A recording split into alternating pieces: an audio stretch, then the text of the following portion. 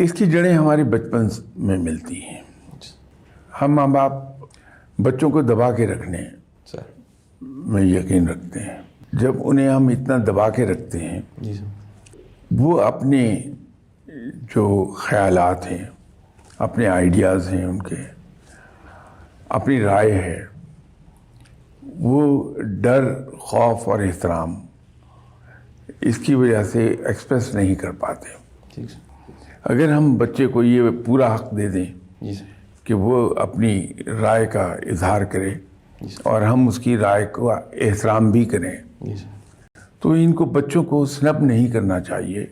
बचपन में बड़े हौसले से उनकी राय को सुन के जहाँ वो सही हैं, जी सर, बड़े हौसले से हम कह दें कि यस मैं गलत था, आप सही कह रहे थे।